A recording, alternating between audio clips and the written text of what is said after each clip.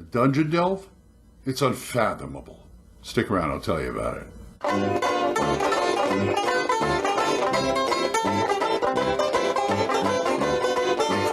Old Man Grognard here, and look at what I got. Operation Unfathomable. This is a good one. Nice and weird and gonzo like I like it. But before I tell you any more, I'm going to turn it over to my friend Narrator Guy, and he'll tell you all about the particulars. Take it away. Thank you for that introduction. Operation Unfathomable, a first to third level dungeon crawl by Jason Schultes with Barry Blatt, Robert Parker, and Jason Johns.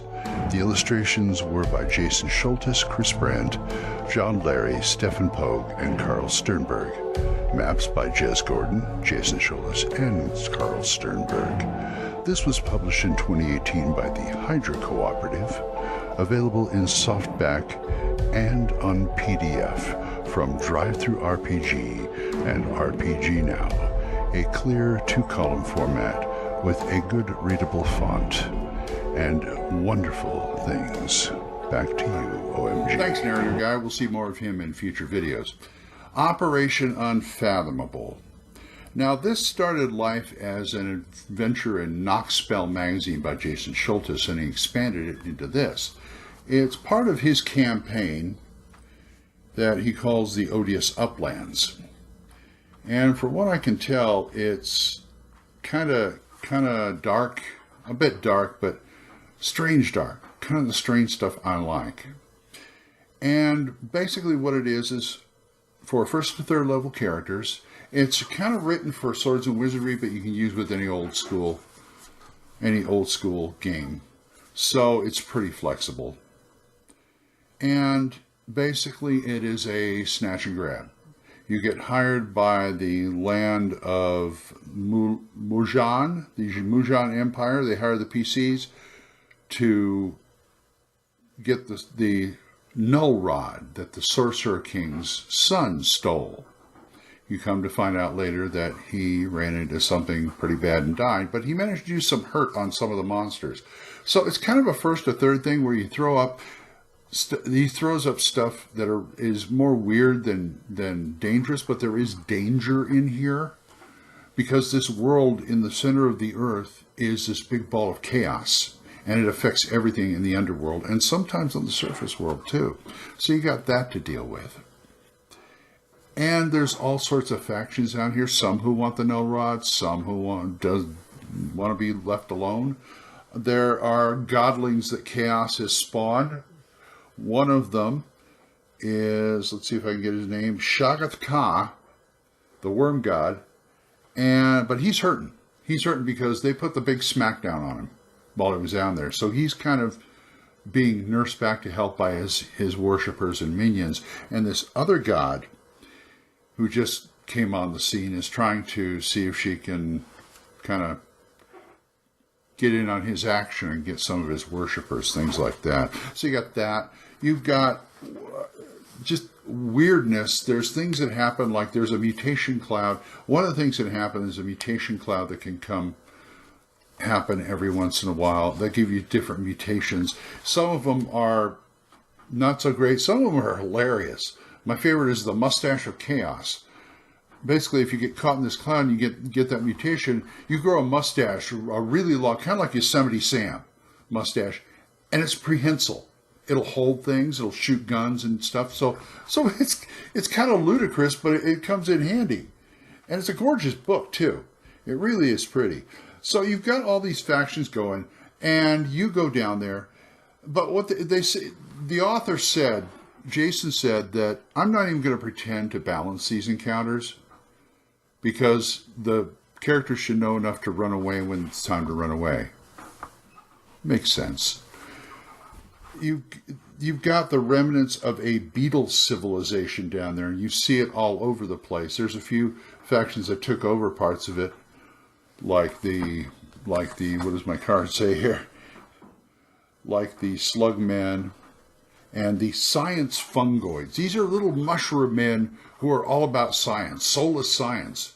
And they're very friendly and happy, and they chitter away in their little language. They let out spores every once in a while if they deal with humans that it doesn't hurt you, but all of a sudden you can understand them. So it's a translation thing. And they're very happy to, hey, you want to go in here and tell us what you find? If you give us a complete report, here, sign this waiver so we're not liable. Okay, fine, let's go in there. It may help you, it may hurt you. They're that way. It's like, we just want to find out what happens. Because we've studied everything underground here, and now the surface world fascinates us. It radiates weirdness. And you have to take these, they give you these, what they call the anti-chaos pills. And they're magical pills because after a while, being down here for a while, the chaos starts affecting you. And if you're down here for a while, you have to roll on charts. And boy, are there charts. Oh, there's nice charts on here. Such weird stuff. Full body hair loss, olfactory enhancement, etc., etc. So they even have one mutation here. You hit it if you get in the cloud that it's called no neck. I'm sorry, you lose your neck, but it's not like this. It's like your neck disappears and your head's just floating over your body. There's another one where your eyeballs pop out and you can send them all over, and they'll have like a mystic optic nerve, kind of like a Dr. Strange optic nerve. That's the kind of weirdness we're dealing with here. It's pretty complete too, and it's just a wonderful romp. I've got places I'd like to put this in. I'm thinking, look at these Newtmen, Bugmen. They have Batwing dwarves. Here's some more of the pages here. You saw the map. I showed you the map. Narrator guy showed you the map. You have gray and white humanoids down here, worm soldiers, and it's just everybody's trying to beat everybody else. Blind antler men. And, get this. The worshippers of Null, look at this guy here. This guy here.